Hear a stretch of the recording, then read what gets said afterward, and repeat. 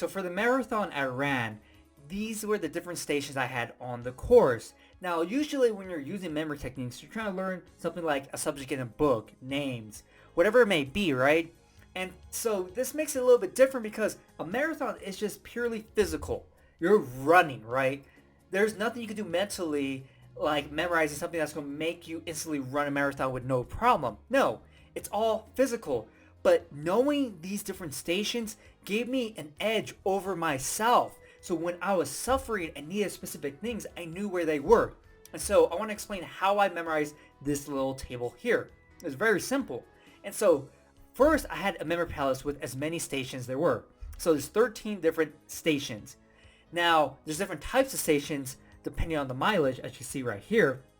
And so in location 1, that's mile 3. So of course I just use my number system to represent the different miles and the locations.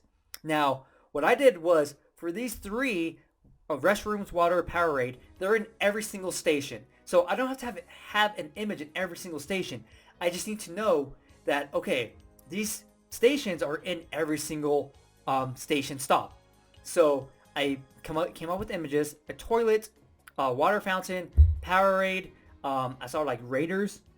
And so I'll put that in the first location and the last location because I knew everything in between had those 3 things. Now, all I did was I went to the specific location, which was a specific station, right? Station B, and created images to represent these other types of aid that were there. So honey stinger energy gels that just gave you energy, no calories.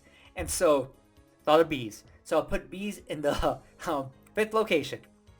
And then medical, I thought of a doctor, fruit, frozen treat, thought of ice, and then deep blue blue with blue clues.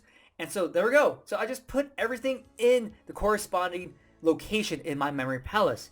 Now how this helped me was, running, and my knees started acting up like, oh crap, dude, my knees are hurting now. It might be like swelling a little bit.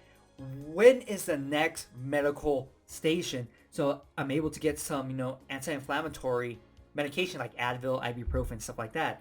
And so I'm like, okay, in my head, I'm at mile 7. So, okay, I just passed it. And so I have to wait all the way until mile 13 in order to get that.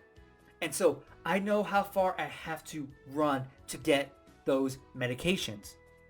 And that made a difference because then I knew how far it was. I didn't have to keep wondering like, oh, come on, dude, when's the next station? When's the next station? Is it going to be this station? No, get my hopes up. No, go to mile 8.5. It's not there. Boom, have a crush. Mile 11, crush. And when it comes to running, when you're not someone who likes to run like me, it really is a mental game on, man, if I can't get this pain solved, I'm just going to give up or something.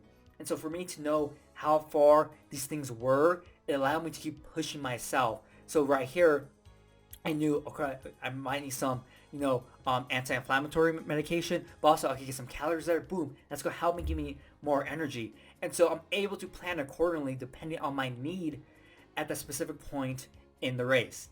And so there you go. That's how I memorize this little table and how it ties into how it's cool to see memory techniques applied in a different way beyond, just, regular information.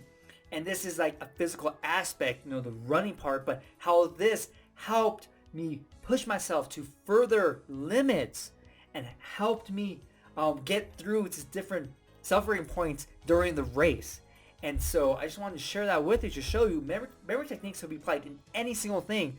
You just have to get creative on how you want to apply them and how specific information can help you have an edge in any physical event or physical activity that you're doing. So hopefully you enjoy this video, and I'll see you next time.